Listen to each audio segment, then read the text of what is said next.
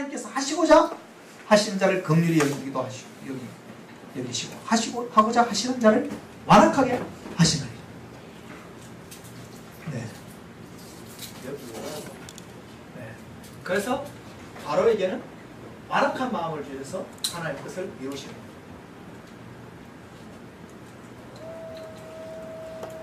거예요. 그렇게 이제 하나님께서 자기 마음대로 하시고 싶은 대로 하신대요. 네? 그러면 우리에게 어떤 생각이 들어요? 그럼 뭐 하나님 당신이 알아서 다 하는데 뭐 우리하고 무슨 상관이냐? 그렇게 말할 수가 있겠죠. 그래서 혹 네가 내게 말하기를 그러면 하나님이 어찌하여 허물을 하시느냐? 누가 그 뜻을 대적하나 하리니. 그럼 하나님의 절대 주권에서 하나님도 알아서 하는데 그럼 우리하고 무슨 상관이냐? 이렇게 말해요. 그런 것에 대해서 이 사람은 네가 누구에게 감히 하나님께 만문하느냐? 지음을 받은 물건이 지연자에게 어찌 나를 이같이 만들었느냐 하겠느냐 하면서 토기장의 비유를 들었어. 진흙한 덩이로 귀이슬 그릇과 천이슬 그릇을 만들 권한이 하나님께 있는 것이고 그것은 하나님의 주권에 관한 영역이라고. 네가 따질 영역이 아니라고. 그런즉 우리가 무슨 말을 하리요? 의를 따르지 아니한 이방인들이 의를 얻었으니 곧 믿음에서 난 의요 의의 법을 따라간 이스라엘은 율법에 이르지 못하였으니 어찌 그러하냐? 이는 그들이 믿음을 의지하지 않고 행위를 의지하며 그래서 하나님께서 시온에 거친 돌을 두셨다. 그래서 그 거친 돌에 걸려 이스라엘 백성들이 넘어졌다는 거죠. 이스라엘 그들에게는 독특한 하나님의 신탁이 있었죠. 뭐냐면 하나님의 양자가 된 것, 하나님의 영광이 그들이 있고 언약도 그들의 것이고 율법도 그들에게 있고 예배와 약속도 있고 조상들도 아브라함부터 이삭 야곱 믿음의 조상들도 그들의 것이고 육신으로 하면 그리스도도 이스라엘 족속이 있어요. 그런 특징이 있지만 뭐냐면 그러나 하나님의 약속의 말씀이 폐하지지 않았다. 진정한 이스라엘이 누구인가에 있어서 혈통이 아니라 약속의 자녀, 즉 선택된 자가 진정한 이스라엘이라. 그러면 사람에게 그 책임을 지울 수 없는 것이 아니냐면 만문 앞에서 토기장의 비유로 설명되는 하나님의 주권을 이야기하면 남은 자는 구원을 얻는다. 이스라엘 백성을 향해서도 그렇게는 남아있을 것이라. 그래서 믿음에서 난 의를 얻은 이방인에 대한 이해를 사도 바울이 하게 됩니다.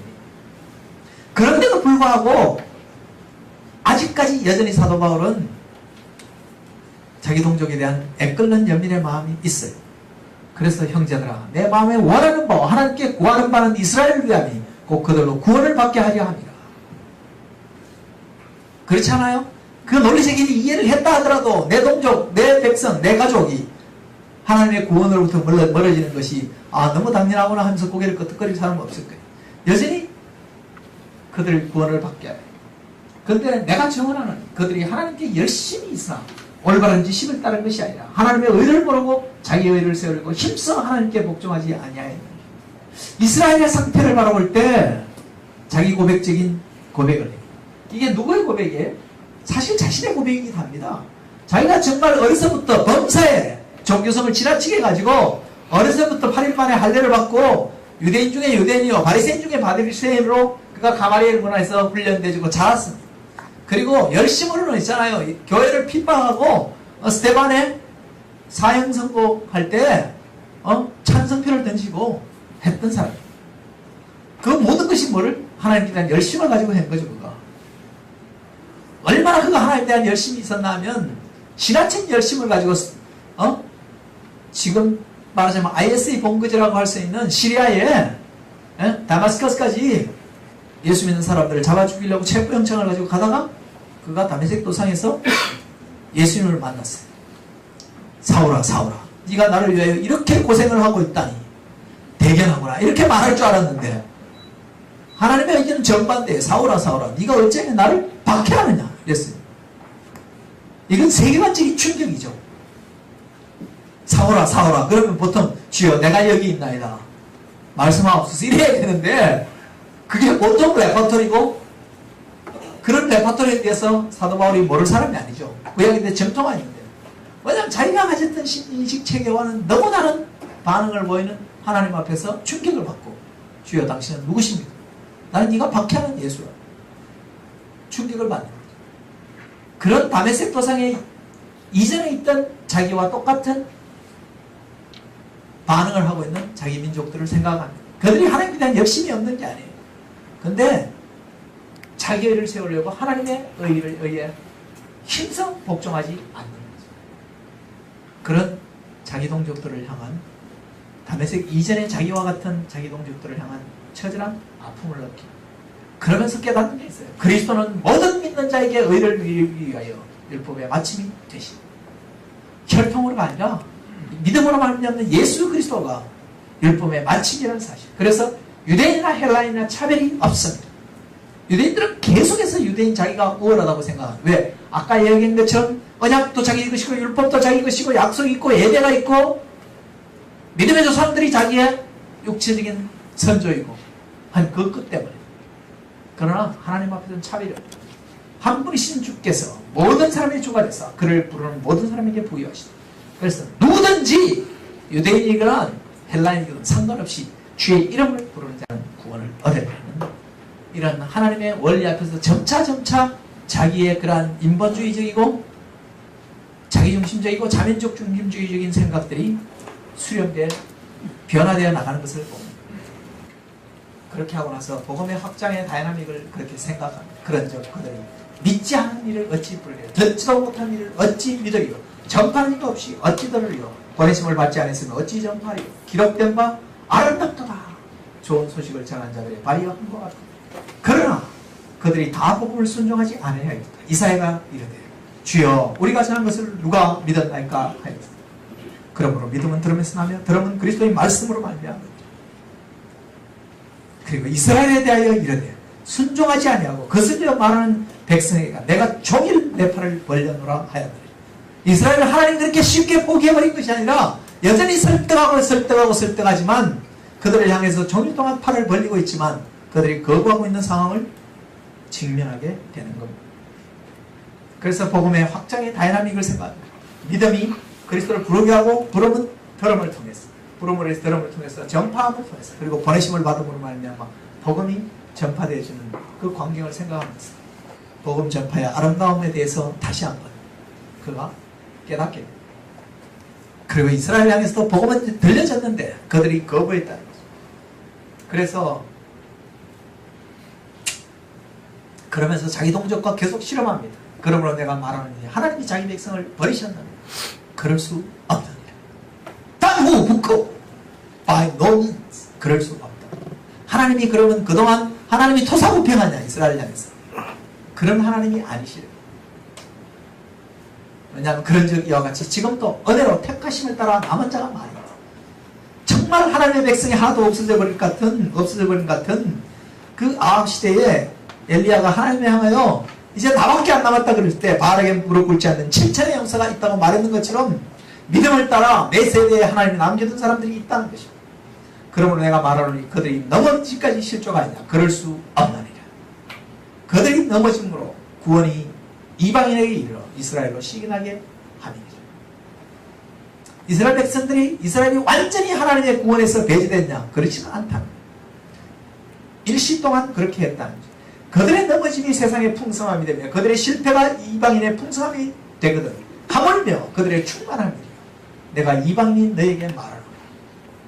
잘 들어. 내가 이방인의 사도인 만큼 내 직분을 영광스럽게 여기니 이는 혹 내 고립을 아무쪼록 시기나게 하여 그들 중에 얼마를 구원하려 함이라.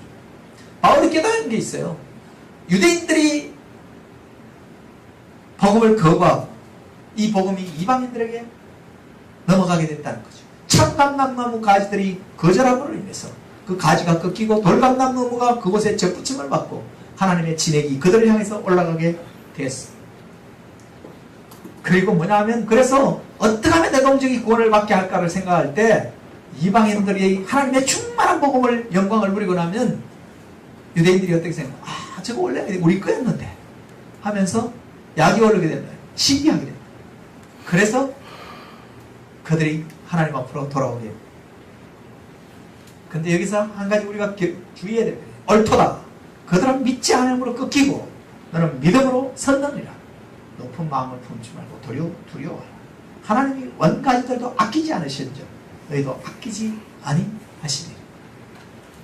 이 말에 저는 그렇게 생각합니다. 이방인인 우리가 하나님의 복음 앞에서 겸비 값싼 복음의 은혜 절대 주권 절대적 은혜 튤립 여러분이 켈빈의 5대 강요를 배우고 그렇게 하면 하나님으로부터 절대적으로 끊어지지 않을 거라고 생각합니다. 확신 속에 있을 수 있죠. 그러나 저는 그렇게 생각해요. 그것이 값싼 은혜의 복음이 되지 않게 해야 돼요. 유대인을 포기하지 않는 하나님이시오. 왜냐하면 심지어 로마서의 제자인 사도 바울도 유대인이고 엘리야 시대에 바알에게 무릎 꿇지 않는 7,000명의 용사가 남아있었어요.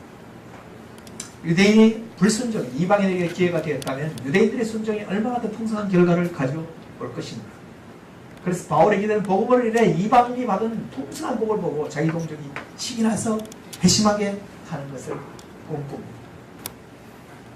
여러분, AD 4세기에서 8세기까지 북방에 있는 게르만 민족들이, 아니 게르만이 아니라 바바리안들, 이스칸디아리아 반도를 중심으로 한 바이킹족들이 남부 유럽을 초토화를 시켰습니다.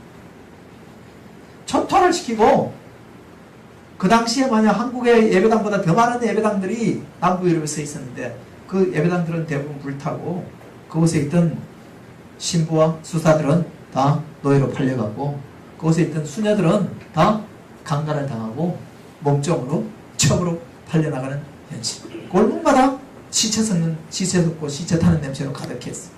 그때 사람들은 그렇게 말해요. 정말 하나님이 살아계시다면 이런 일이 일어날 수 있는가? 정말 하나님이 우리를 사랑하시는가? 하는 극한의 그러한 신앙적 고뇌, 신앙적 회의의 질문 앞에 서 있을 때 하나님은요, 그렇게 하나님은 아직도 복음 없는 사람들을 복음 앞으로 인도하기 위해서 하나님의 교회를 기꺼이 그렇게 희생할 용의가 있으신 분입니다. 그것에 대해서 누구도 우리는 하나님이 부당하다고 말할 수 없는데, 왜냐하면 하나님 자신이 친히 그렇게 하셨기 때문에. 하나님은요, 당신의 외아들을 이 땅에 그리스도 없는 사람들을 위해서, 소망 없이 살아가는 사람들을 위해서 기꺼이 희생하시는 분이 있습니다. 지금도 그리스도 없는 사람들을 위해서 그들에게 복음이 들려질 수는 있다. 하나님의 교회를 희생할 용의가 있으십니다. 복음은 본질적으로 타자를 향한 것이지 그렇게 아진인 수준 복음이야. 그러므로 하나님이 유대인조차도 아끼지 않으셨는데 이방인들 그렇게 자고하지 마라. 잘못된 장목의 교리를 가진 사람들은 이상한 확신 속에서 살아가면서 뻔뻔해집니다. 그리고 이 모든 걸 깨닫고 나서 저는 네가 원돌감나무에서 지킴을 받고 번성을 거스려 좋은 감람나무 접부심 원가지인 이 사람들이 얼마나 더 자기 감람나무에 접부심을 받느냐. 형제들아, 너희가 스스로 지혜 있다 하면서 이 신비를 너희가 모르기를 내가 원하지 않아요. 이 신비는 이방인의 충만한 수가 들어오기까지 이스라엘의 들어는 우둔하게 된 것이다. 그리하여 온 이스라엘이 구원을 받으리라. 하나님이 모든 사람을 순종하지 아니하는 가운데 가두으시고 모든 사람에게 긍휼을 베풀려 하십니다. 하나님은 그랬어요. 원래 이 유대인에게 선택권을 줬는데 유대인들이 거부를 함으로 인해서 이 권한을, 이 기회를 이방인들에게 줬어요. 그리고 이방인들의 충만한 숫자가 주님 앞으로 들어오게 될 때 유대인들은 이방인에 받는 주의 복음의 영광을 보고 시기가 나서 하나님 앞으로 돌아오는 유대인과 이방인의 다이나믹을 통해서 전 인류를 구원하실 하나님의 구원의 계획이 있는 것입니다. 여기서 우리는 복음 전거의 독립 변수와 종속 변수를 생각해 볼 수 있습니다. 그래서 사도 바울은 뭐냐면 자기가 이방인의 사도된 것을 영광스럽게 여긴다. 왜? 이방인의 사도가 되고 이방인들에게 주의 복음이 전거되고 이방인의 충만한 숫자가 돌아오게 될 때 자기 동족들이 시기가 나서 하나님 앞으로 돌아올 것에 대한 소망을 가졌기 때문에. 왕왕 그런데 요즘도 뭐냐면 유대인 곧도 귀환 작전을 한다든가 예루살렘에 있잖아요. 절기마다 뭐냐면 제사를 드리러 올라가는 유대인들이 있어요. 여러분 주위에 있을지 모르겠어요. 근데 그들은 어떤 의미에서 성경 신학적으로 말하면 하나님의 구원의 계획에 대해서 충분하게 잘 이해했다고 보기가 좀 어려운 면이 있어요. 특정 사람이 그렇게 할 수는 있겠지만 그것이 굉장히 더 나은 신앙인 것처럼 또 그렇게 부들어갔다면서 하는 사람들이 있는데 그것에 대해서는 바울의 하나님의 전 인류를 구원하실 구원의 계획하고는 상당한 거리가 있는 거예요. 그래서 모든 사람에게 긍휼을 베풀리고 불순종 가운데 두시는 하나님의 지혜가 있어요. 유대인이건 이방인이거나 모든 사람을 불순종 가운데 가두어 두셨다. 왜? 그것이 하나님이 긍휼을 베풀기 위한 계획이. 제가 있잖아요. 잠깐 속해본 집단들이 두 군데 있어요. 서울대와 예일대. 특징이 있어요. 인간성이 더럽다는 거예요. 이유가 뭔지 지 잘나가고 왔거든. 만약에 천국이 그런 곳이면 어떻겠어요? 안 가고 싶죠? 그렇지 않겠어요? 다 뻔뻔하게 지 공부 잘해서 왔고 지 잘나서 왔다고 딱 머리 쳐들고 있을 건데, 그럼 거기 가면 멍청한 건 없나? 멍청한 놈이 역시 많아요. 그것도 다 그러고 있거든요. 천국은 그런 곳이에요. 그 누구든 불순종 가운데 있는 자기를 발견하고 하나님의 긍휼이 없이는 내가 소망이 없다는 사실을 깨닫게 만든다. 그게 하나님의 지혜. 이것을 다 깨달은 하나님, 바울은요, 복음의 영광을 외치고 나서 그 영광이 없는 자기 동족을 향한 끓는 연민으로부터 시작했어. 왜 이런 현실이 있을까에 대해서 유대인들에게 기회를 줬지만 그들은 자기의 세월과 하나님의 의를 거부하고 그것을 향해서 하나님이 계속해서 팔을 벌리지만 돌아오지 않는 그들을 앞에서 하나님이 이제 그 기회를 이방인에게 주게 되고, 이방인의 충만한 숫자가 하나님 앞으로 돌아오고 그 풍성한 구원의 은혜를 누림으로 말미암아 자기 동족들이 주님 앞으로 돌아올 그 계획을 전체적으로 깨닫게 됩니다. 이 계획을 깨닫고 나면 나오는 게 있어요. 이때 나오는 것을 일컬어 닥사라지요. 같이 한번 큰 소리 읽어보겠습니다. 시작. 깊도다 하나님의 지혜와 지식의 풍성함이요 그의 판단은 헤아리지 못할 것이며 그의 길은 찾지 못할 것이다. 누가 주의 마음을 알았느냐? 누가 그의 모사가 되느냐? 누가 주께 먼저 들여서 갚으심을 받겠느냐? 이는 만물이 주에게서 나오고 주로 말미암고 주에게로 돌아간다. 영 그에게 영광이 세세히 있을지어다. 아멘. 이것이 말이죠, 영적으로 바보 도트는 소리예요. 이 하나님의 구원의 원리, 사도행전 로마서 1장에서 8장까지 9장에서 11장까지의 하나님의 구원의 계획, 구원의 원리와 구원의 계획을 다 이해하고 나서 터쳐나오는 하나님의 하나님 되심에 대한 압도할 만한 탄성, 내면 중심으로부터 도저히 주체할 수 없는 영광과 감격의 탄성이 일어나는 것입니다. 이것을 송축이라고 해요. 그냥 애들이 요즘 뭐 주위에 그런 송축 가리고 방방대면서 그게 송축이 아니고, 이것은 내 존재의 전부 안에서 일어나는 본질적인 반응. 하나님이 정말 more than expectation, 내 상상 그 이상의 놀라운 영광의 하나님이구나 하는 사실을 알게 됩니다. 깊도다 하나님의 지혜와 지식의 풍성함이야. 그의 판단은 청량치 못할 것이며 그의 길을 찾지 못할 것이며 누가 먼저 죽게 되어서 갚으시는 것이며 누가 주의 마음을, 누가 주의 모습을 되는 이런 만물이 그에게서 그로 말미암아 그에게로 돌아가는 영광이 세세히 그에게 있으리라. 참된 예배의 원천, 하나님 되심에 대한 경배와 송축이 있어요. 이 송축이 그리스도인의 삶의 파워플랜트이자 헌신의 원천이에요. 사실 이것이 없이 있잖아요. 하나님 일을 하려고 그러니까 힘든 거예요. 이것이 없이 하나님이 일을 하려고 그러면요, 보상심리를 가져요. 선교사들이 이런 경우를 왕왕 봅니다. 선교사들 중에 자식에 대해서 굉장히 욕심이 많은 애들이 있어요. 선교비도 별로 안 많은데 선교비 절반 이상을 애 교육비로 쓰고 이런 사람들이 있어요. 그러면서 하는 얘기가 있어요. 나의 선교사니까 이 고생을 하지만 내 자식이 무슨 죄가 있다고 그러면서 과잉해서 아이들에게 보상심리를 투사하는 걸 봐요. 그런 선교사를 향해서 내가 그러죠. 야, 그럼 니는 죄가 있어서 선교사 됐냐? 이렇게. 여러분, 선교사가 죄가 있어서 됐나요? 아니잖아요. 왜 그럴까요? 이런 있잖아요. 하나님의 영광에 압당이 없이 의무감에서 하나님 일을 하게 되고, 이런 종교적 열심 때문에 하나님 일을 하게 되고, 이런 사람들은요, 자기도 힘들고 주위의 사람들도 힘들고, 또 그냥 그런 천박한 보상심리를 발동시키고, 그러기 이전에 하나님이 어떤 분이죠? 그의 구원, 복음이 뭔지, 어떻게 복음이 온 세상을 편만하게 돕는지에 대한 이해가 되고 나면 특권으로 이 하나님의 영광에 대해서 노래하게 됩니다. 이것이 있잖아요. 사실 자동차를 따지면 이게 엔진이에요.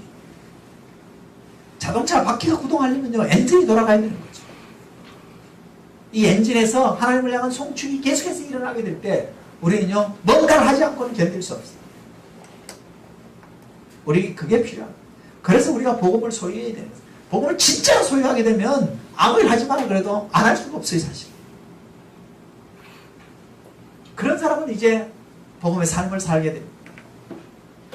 자, 이제 이 깊도다 하나님의 지혜와 지식의 부여, 이게 두 번째 복음입니다. 첫 번째 복음은 내가 확신하는 사망이나 생명이나 천사들이나 권세들이나 능력이나 현재이나 높음이나 깊음이나 다른 아무 표준으로 우리를 그리스도 안에 사랑해서 끊을 수 없으리라 하는 이 나의 구원에 대한 완벽한 나의 구원에 대한 확신 가운데서 전 인류를 구원할 하나님의 구원의 드라마를 이해하고 나서 하나님의 구원의 계획을 이해하고 났을 때 나오는 또 하나의 탄성이 있어. 하나님 되심에 대한 압도할 만한 예배가 일어나는 것입니다.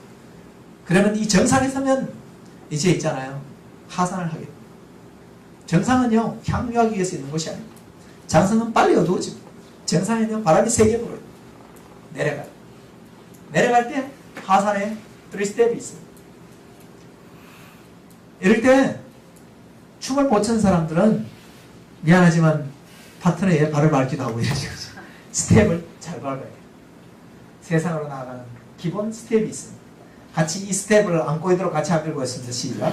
그러므로 형제들아, 내가 하나님의 모든 자비하심으로 너희를 권하노니 너희 몸을 하나님이 기뻐하시는 거룩한 산제물로 드리라. 이는 너희가 드릴 영적 예배니라. 너희는 이 세대를 본받지 말고 마음을 새롭게 하고 변화를 받아 하나님의 선하시고 기뻐하시고 온전하신 뜻이 무엇인지 분별을 하도록 하라. 내게 주신 은혜로 말미암아 너희 각 사람에게 말하노니 마땅히 생각을 회생의 생각을 품지 말고 오직 하나님께서 각 사람에게 나누신 믿음의 분량대로 지혜롭게 생각하라.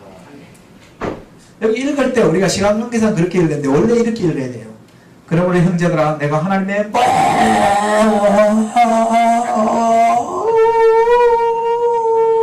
한 10분 한 다음에 그 자비하심으로 너희를 권하라. 못자와 된자 사이에 그렇게 긴 거예요.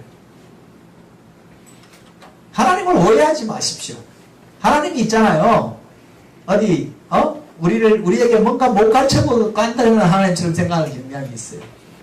야, 이 새끼들아, 내가 너한테 구원을 줬으니까 이 새끼 다음부터 11조를 내 10원이 내라. 11조를 남죠. 내가 너희들 구원해 줬으면 일주일에 한 번쯤은 이 새끼 와서 알려는 해야 될 거 아니야. 이러면서 주일 성조를 강요하곤 하네. 그 괜히 지나가는데 누가 다리를 탁 거셔. 딱 보니까 주님이셔. 야, 아리로 축구를 좀 너 좀 성교에 헌신 안 해볼래? 이러면서 괜히 뭐냐 헌신을 강요하는 하나님처럼. 하나님 그런 분 아니세요. 하나님은 주고 또 주고 하시는 분이시. 여기 있잖아요. 그러므로 형제들아, 내가 하나님의 쫀쫀함으로 너에게 권하는 게 아니에요. 모든 자비하심으로 너희를 권하라. 내가 생각해봤는데 너를 위해서 생각하고 또 생각해봤는데 이거보다 더 나은 게 없기 때문에 나한테 제안하는데, 그런 뜻입니다. 인생이 있잖아요. 자기중심적으로 선택할 수 있는 모든 장밋빛 대안들을 다 갖다 놓고도 하나님이 내한테 제안하는 것과 생각할 때 비교할 수 없는 거기 때문에 그걸 택하는 거예요. 여러분, 하나님의 일을 하려면 그렇게 하시고, 하나님의 모든 자비하심 너희를 권하라. 너희 몸을 하나님이 기뻐하시는 거룩한 산제물로 드리라. 이는 너희가 드릴 영적 예배니라. 우리가 하나님 앞에 헌신한다는 것. 우리 헌신 이렇게 하면 오늘 남전도에 헌신 예배 있었는데 이러면 오늘 좀 집에 늦게 오겠구나. 오늘 교회 가서 땀 좀 흘리겠구나. 와이사스는 흰 거 입고 하면 안 되겠다. 색깔 있는 거 입고 해야 되겠다. 뭐 이렇게 생각하고, 교회는 이런저런 헌신 예배를 통해서 계속 있었잖아요. 성도들로 하여금 새신을 못 사시고 헌신을 사실게. 그래서 헌신이라는 거 굉장히 좋은 것에도 불구하고 부담스럽게 만드는 거예요. 여러분, 헌신이라는 그런 것이 아닙니다. 우리 인생이 택할 수 있는 최고의 선택, 그것이 하나님께 드리는 living sacrifice. 왜냐하면 옛날에는 죽은 제물을 하나님께 제사를 드렸지만 이제 죽은 제물이 아니라 우리의 존재의 전부와 우리의 소유의 전부와 우리의 행위의 전부를 가지고 하나님을 지향하고 하나님께 영광을 돌리는 삶을 사는, 그래서 우리는 전 인격을 가지고 하나님을 예배하는 예배자로 살아가는 헌신의 삶을 살게 됩니다. 이것이 뭐로부터 나오냐? 의무감이 아니라 하나님이 누구인가는 압도할 만한 예배와 경배가 우리 안에서 파워 플랜팅, 엔진이 가동되면 이제 이 엔진의 파워가 크랭크샤프트를 통해서 트랜스미션을 거쳐서 바퀴로 전달되는 것처럼 이 헌신이란 크랭크샤프트를 통해서 우리에게 구동되는. 그럼 이제 헌신을 하면 두 번째가 있어요. 헌신을 했다고 아무거나 다 하는 게 아니고 헌신을 한 사람일수록 조심해야 돼요. 너희는 이 세대를 본받지 말고 오직 마음을 새롭게 함으로 변화를 받아 하나님의 선하시고 기뻐하시고 온전한 뜻이 무엇인지 분별하도록 하라. 이 말이 와락상 두식으로 쓰여가지고 이 말을 그러면 에이씨 또 그거 이렇게 생각해. 우리는요 안다고 생각해서 망해요. 유대인을 향해서 그렇죠. 너희가 오히려 안다고 생각하니까 오히려 망한다. 이 세대를 본받지 말고. 얼마나 말이 돼요. 아, 수양에 가서 이 타이틀로 걸린 수양에 몇 번 참석했지. 그래서 이 세대를 본받지 말고. 우리 크리스천들은요 정말 하나님 뜻을 이루고 살려면 세대를 치열하게 통찰할 수 있어요. 이 세대가 뭔지를, 이 세대의 경제학이 뭔지, 이 세대의 정치학이 뭔지, 이 세대에 있잖아요 질병관이 뭔지. 사실은 이 세대의 모든 그 세대는요 돈을 사랑하는 그것이 일만하게 뿌리라고 그랬는데 돈을 사랑함으로 시스템이 놓여집니다. 제가 지금도 암 캠프 받아왔는데 병원과 제약회사들은요 환자가 많아지기를 원할까요? 적어지기를 원할까요? 많아지기를 원해요. 환자가 빨리 낫기를 원할까요? 오랫동안 병원에 오기를 원할까요? 오랫동안 병원에 오기를 원해요. 그 새끼들 나쁜 놈들 이렇게 말할 수가 없는데 우리도 똑같은 놈이니까. 우리 직업을 가지고 고객이 많아지기를 원하고 고객이 단골이 되기를 원하지 않는 사람이 누가 있어요? 그렇게 살아요. 왜 11조의 주경연사를 편성했을까요? 하반기 경기를 회복시키기 위해서죠. 경기가 회복된다는 게 무슨 뜻이에요? 더 많은 고객들을, 소비자를 만들어낸다는 거 아니겠어요? 그죠? 더 많은 소비자를 만들어내기 위해서 11조나 되는 부채를 또 안는다는 거예요. 옳은 선택일까요? 그게 이 시대의 경제학이에요. 똑똑한 바보들이 하는 경제학이에요. 그래서 이 세대를 치열하게 본받지 않으려면 어떻게 돼요? 이 세대가 뭔지를 알아야 되는 거죠. 그래서 크리스찬들이 천진난만한 것은 건물이에요. 순수한 건 좋은데 순진한 거는 정말 경계해야 돼요. 우리 크리스찬들이 순진과 순수를 구분하지 못하면 안 돼요. 순진하다는 것은 세상이 어떤지를 이 세대는 모르는 게 순진한 거예요. 천진난만한 거예요. 순수하다는 것은 세상의 모든 것을 알지만 그것을 선택하지 않고 하나님의 뜻을 선택할 때 순수하다고 말합니다. 그래서 우리는요 치열하게 세상이 뭔지를 본받지 않기 위해서 세대를 분별할 수 있습니다. 그래서 마음을 새롭게 함으로 변화를 받아 세상에 대해서 컨폼 당하지 말고 세상이 요구하는 대로 지키지 말고 트랜스폼 할 수 있어요. 너희는 이 세대를 본받지 말고 마음을 새롭게 하고 변화를 받아 하나님의 선하시고 기뻐하시고 온전하신 뜻이 무엇인지 분별하도록 하라. 그럼 세상에 대한 분별이 끝나면 그냥 여기 땅에서 막 뛰어들면 되냐? 그렇지가 않아요. 세 번째 스텝이 있어요. 내게 주신 은혜로 말미암아 너희 각 사람에게 말하는 마땅히 생각할 그 이상의 생각을 품지 말고 오직 하나님께서 각 사람에게 나눠주신 믿음의 분량대로 지혜롭게 생각하라. 마땅히 생각할 그 이상의 생각을 품지 말고. 근데 우리는 다 마땅히 생각할 그 이상을 생각해요. 그래서 우리가 불행한 거예요. 이 시대에 있잖아요. 빈곤에는요 절대적 빈곤과 상대적 빈곤이 있죠. 한국이 왜 이렇게 힘들어요? 절대적 빈곤 때문에 힘든가요? 아니요. 집에 가면 있잖아요. 냉장고가 작아서 걱정할걸? 옷장이 작아서 걱정하지? 옷장 안에 옷이 없어서 걱정하는 사람도 있어요? 옷이 잔뜩 있는데 막 이러고 꽉 차있는데 입을 옷이 없네 이러면서 낫긴 하겠지만 절대적 옷이 없구나.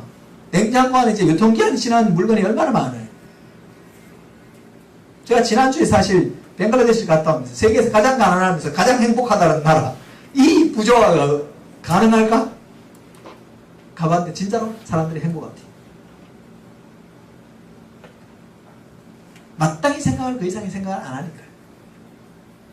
우리 모두가 있잖아요. 상대적 빈곤 때문에. 옛날에 모두가 걸어다녔기 때문에 쪽팔리지 않았는데 내가 티코를 타고 마티즈를 타고 동창회 갔는데 딴 놈이 벤츠를 타고 와서 쪽팔리는 거잖아. 그죠? 상대적 빈곤 때문에. 근데요 마땅히 생각할 그 이상의 생각을 품지 말고 하나님께서 각 사람에 나눠주신 믿음의 분량대로 지혜롭게 생각. 우리는요 꼭 남하고 경쟁해서 이기려고 해요. 성경은요 그렇게 말하지 않아요. 하나님 너에게 준 재능과 은사를 가지고 100% 남기는 삶을 살라고. 한국 사람들은요 남 된다 그러면 또 그거 다 해요. 이 닭튀김 하는 집이 된다 그러면 다 닭튀김해. 그죠? 그래서 양념반, 후라이드반 뭐부터 시작해서 튀김하고 또 뭐 된다 그러면 다 해요. 마땅히 생각을 그 이상의 생각을 멈추는 뭐 심리학과 좋다 그러면 또 심리학과 다 몰려가. 또 뭐가 좋다 그러면 뭐 다 몰려가. 그렇게 하지 마. 이 시대는요 사랑의 왜곡, 관계의 왜곡, 종교의 왜곡의 시대죠. 그죠? 사랑의 왜곡이 몰고 온 세상이 다원주의, 세계화, 물질주의 이런 것들 있잖아요. 윤리적 상대주의 이런 고통스러운 세상 속에 컨펌 당하지 말고 트랜스폼 하래요. 그리고 믿음의 본령대로 지혜롭게 사는데 재능과 은사를 따라 살아요. 왜 우리가 이렇게 힘들까요? 공부하면서 솔직히 알겠어 있잖아요. 공부하면서 힘든 이유가 우리의 재능과 은사를 따라 살지 않고요 학력과 점수 따라 살기 때문에 힘든 거예요. 여러분 그렇게 있잖아요. 성적표 아웅다웅하고 여들이 살아요. 스펙 잘 쌓기 위해서 살고 막 그래요. 근데 성경은요 그렇게 살아도 답이 없대요. 여러분 제가 신입사원 있잖아요. 면접을 2, 3만 명을 했는데요 스펙에 있잖아요 넘어갈 정도로 면접관이면 면접관은 자격이 없죠. 그 사람의 내적인 역량이 없다고. 그 사람이 도대체 어떤 사람인가를 판단해서 뽑는 거지. 그렇게 애들이 사는 스펙 정도에 현혹돼서 뽑고 안 뽑고 할 정도 되면 그 사람은 면접관에서 잘리는 거예요. 하나님은요 우리가 재능과 은사를 따라 살고 그리고 마땅히 생각할 그 이상을 생각하지 말고 경쟁주의로 생각하지 말고 하나님 나에게 준 것이 뭔가를 생각하고 그리고 그 앞에서 성경에 이렇게 말해요. 네가 자기 사업에 건실한 자를 보았냐. 이런 사람은 왕 앞에 설 것이요 천한 자 앞에 서지 아니하리라. 남과 경쟁에서 이긴 자를 보았냐. 그런 사람은 왕 앞에 설 것이요 천한 자 앞에 서지 아니하리라 말하지 않아요. 자기 사업에 건실한 자가 출세한다. 성공한다는 거예요. 자기 사업에 건실하려면 뭘 해야 돼요? 자기 사업이 뭔지를 알아야죠. What is my task? What is my domain? 내 과업이 뭔지, 내 타스크가 뭔지를 아는 거예요. 자기 사업을 알고 그리고 자기 사업에 건실하다는 것, 그것에 익숙한 스킬풀해져야 되는 거고 그것에 포커스온 하는 것, 그것에 집중하고 그것에서 숙달되어진 사람이 하나님 앞에 인정받는 거예요. 그래서 내가 마땅히 생각하고 이상의 생각 볼 줄 알고.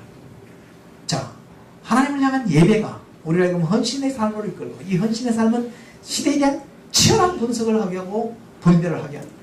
분별이 끝나고 나면 그냥 이게 원래 요즘 시대의 대세야 이렇게 몰려가는 삶이 아니라 하나님께서 나에게 준 재능과 은사를 쫓아서 가장 바른 일이 뭔가 그것으로 남기는 삶이 뭔가 하는 걸 생각하고 그 길을 따라가는 것. 그것이 이 하산하는 우리가 그리스도인으로 세상을 살아가는 기본적인 스텝. 이 스텝이 꼬인 사람은요 똑똑한 바보가 되는 거예요. 제가 박사학위 몇 개가 있든지 똑똑한 바보가 돼요. 열등감이 입사에 살아요. 제가 몇 차례 이야기했지만 제 인생에서 만난 가장 열등감 심한 사람들은 하버드, MIT의 교수하고 포닥하고 거기에 패culty 멤버, 인스트럭터 하는 애들이 가장 열등감이 심했어요. 걔네들이 다 국가대표 공부선수들이 한국에서 다 수석했으니까 거기 갔죠. 근데 내가 만난 사람들 중에 가장 열등감이 심했어요. 제가 2학기 동안 스쿨을 해서 수양에 인도도 많이 하고 걔들 많이 만나봤는데 정말 열등감이 심해요. 열등감이 심한 이유는 딱 하나예요. 나는 놈이 뛰는 놈이 있는데 뛰는 놈이 속구친 놈이 있기 때문에 속구친 놈들 때문에 열등감이 휩싸여 살아요. 세상에는 항상 그런 관점에서 보면 속구친 놈이 있어요. 그렇게 사는 한 답이 없어요. 하나님 나에게 재능과 은사를 쫓아서 그것으로 남기는 삶을 선택 생각하면 그런 것들로부터 자유롭게 됩니다. 자, 그런 기본 스텝을 가지고 그리스도인이 세상을 사는 기본 원칙이 있습니다.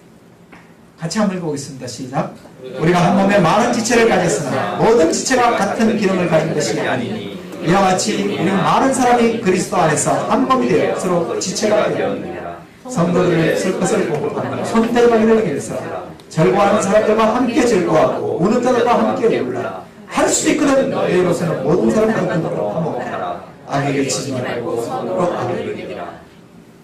제가 모든 것을 다 강의할 수는 없어서 줄였는데 그 중에서 우리가 한 몸에 많은 지체를 가졌다 하는 게 뭐예요? 지체가 다 다르다는 거죠.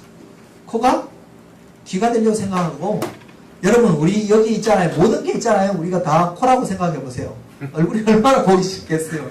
모든 게 다 눈이라고 생각했어요. 그러니까 완전 괴물이지. 그렇지 않겠어요? 근데 우리는 그렇게 살려고 그래요. 에? 성형미인들 있잖아요. 똑같잖아. 그죠? 금방 맞는 애가 또 봐요. 같은 성형외과에서 수술한 거예요. 그렇게 살지 말라. 그게 뭐냐면 다름을 인정하라. 다름이 틀림이 아니잖아요. 그죠? 다름은 코하고 귀가 입과 코, 눈이 서로 잘 다르죠. 근데 틀렸다고 말하지 않는 것처럼 우리가 기능에 다른 점을 인정하면 상대의 다른 점을 인정하면 나도 고유한 점이 있다는 것을 알게 되는 거죠. 그리고 그럼에도 불구하고 다름이 나와 남을 배격하는 것이 아니라 우리가 한 지체라는 연합을 서로의 가치를 존중하고 연합에 힘쓰는 것. 다르기 때문에 우리가 서로에게 상호 의존적인 존재로 살 수 있는 그런 서로에 대한 소중한 가치를 인정하고 산다는 것. 그리고 성도들의 쓸 것을 공급하고 손님 대접하기를 힘써라. 사실 우리는 손님 대접하는 문화가 좀 아니에요. 근데 할 수 있거든. 손님 대접하기를 힘쓰는 문화를 만들어가는 게 필요합니다. 여러분 집을 초청해 오픈해서 사람들을 초대하세요? 언제든지 여러분 집에 손님 가도 돼요? 저는 여러분이 그렇게 될 수 있기를 바라요. 저는 결혼하기 전에 기도했어요. 우리 가정을 오픈하고 사역의 장으로 삽니다. 여러분 알다시피 저는 결혼한 지 6개월 만에 우리 집 신혼집 오픈하고 5 형제 데리고 제가 15년 가까이를 살았습니다. 공동생활. 언제든지 오케이. 왜? 그게 내 가정의 우리 집의 목표니까. 손대접하기를 힘써. 근데 hospitality잖아요. 그죠? 손대접한다는 게. 제가 한 번은 제 어린 시절에 86년도에 해외여행 처음 나와갖고 태국에 뱅콕에 있는 OMF 게스트하우스를 묵고 그곳에서 하도 그 사람들이 영국 사람들이 쫀쫀하길래 보통 내가 땡큐 카드를 써서 이렇게 돈 이렇게 550불이든 100불이든 이렇게 물론 숙박비는 따로 내지만 따로 이렇게 놔두고 오는데 그날은 이 사람들이 하도 쫀쫀하게 굴길래 내가 땡큐 카드를 놓고 쓰면서 Thank you for your hospitality 이렇게 써야 되는데 내가 진짜 장난삼아 Thank you for your hostility 이렇게 썼어. 당신의 적의에 대해서 감사하다고. 이 새끼 영어를 못해갖고 내가 실수로 적었나 이렇게 생각하더라고. hostility 이렇게 쓰고 하여튼 장난삼아 그랬던 적이 있는데요. 손대접하기를 힘쓰래요.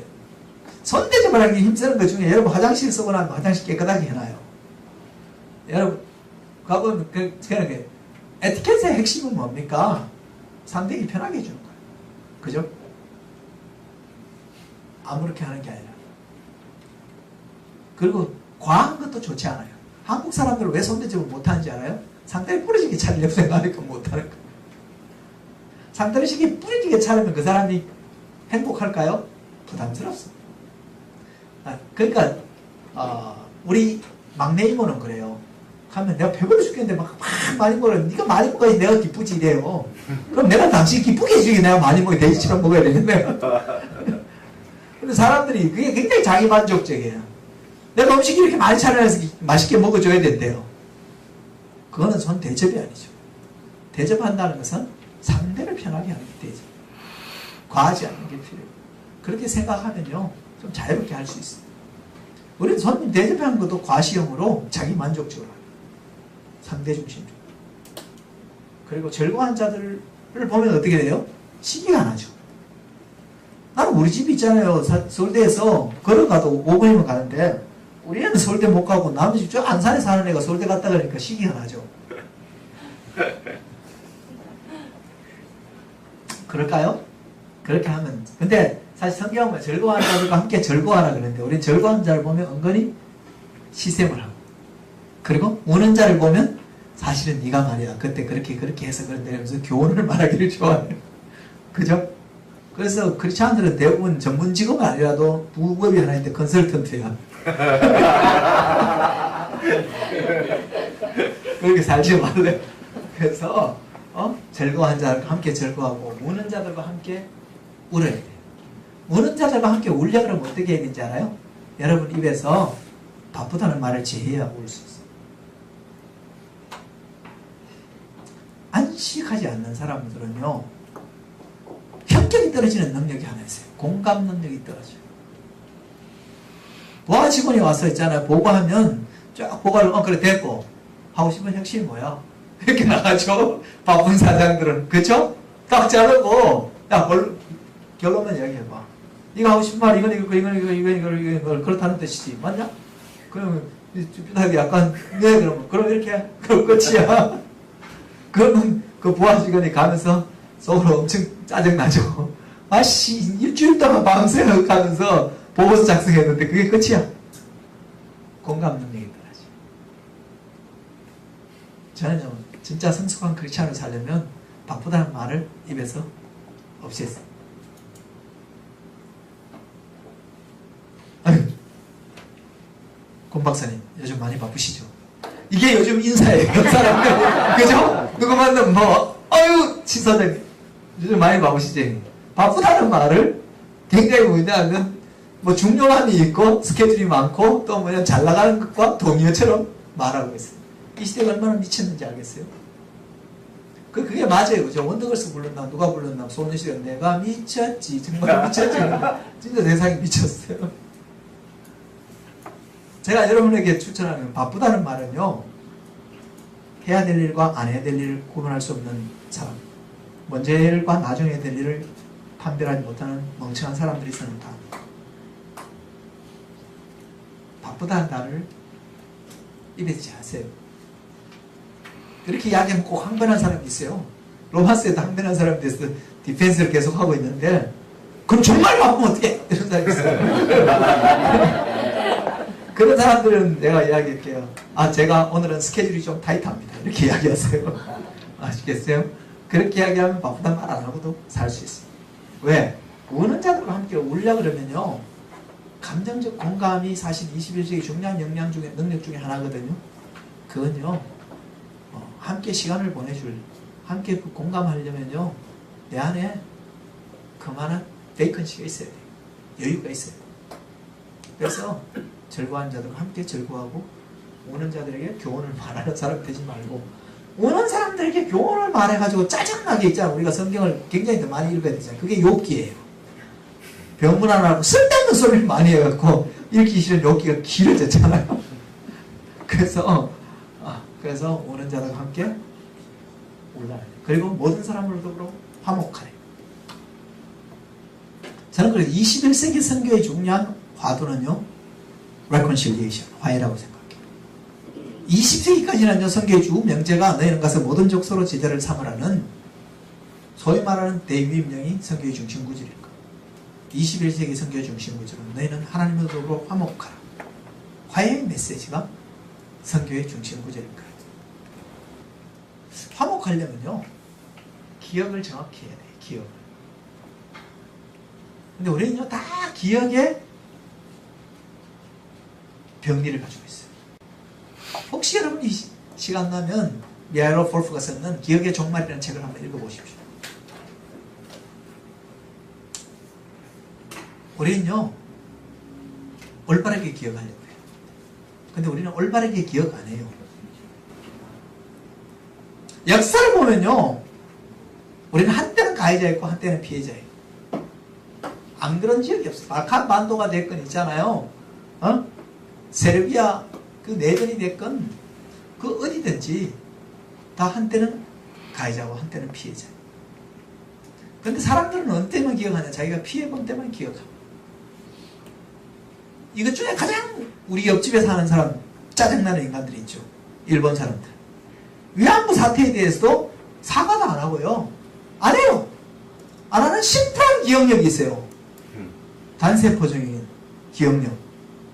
전 세계에서 유일무이한 원폭의 피해자 국가 우리야. 우리보다 더 큰 피해 본 놈 있어 나봐. 이렇게 생각하니까 사과할 이유가 없는 거야. 지가 내가 더 큰 피해자라고 생각합니다. 그럴 때 우리는 짜증나죠. 씨, 어떤 놈이 맞으라 그랬나, 씨. 그렇게 말하고 싶잖아요, 솔직히. 그렇습니다. 그래서 저는요, 화해를 하려면 기억을 정확하게 해야 돼요. 기억.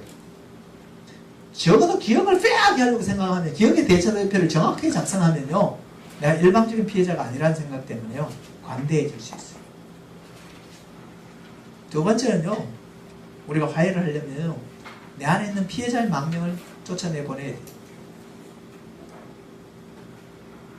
그리고요, 우리가 솔직하게 해서 많은 경우에 있잖아요. 나한테 역기능적으로 대한 그 사람이 더 큰 피해자일 가능성이 많습니다. 그가 피해자라서 그래요. 여러분, 저 인간 도저히 이해가 안 된다 그런 인간이 있죠. 그런 인간이 대부분 더 큰 피해자예요. 왜냐하면 그렇게밖에 그가 사회화 과정을 거칠 수 없고 성장 과정을 그렇게밖에 할 수 없었던 그의 지난한 인생에 있잖아요. 과정들이 그 사람을 하여금 그렇게 반응하게 만든 거예요. 많은 경우 사람을 총체적으로 이해하게 되면요, 상대적으로 화해하기가 쉬워져요. 나는 그렇게 할 역량도 없고요. 그렇게 할 윌링리스도 없는데요. 그럴 사람이 있을지 모르겠어요. 솔직히 이렇게 다 이야기해도 나는 피해자입니다 라고 말할 두 케이스를 본 적이 있어요. 제가 이런 화해의 신학으로 아무리 설명해도 설명이 안 되는 사람이 있어요.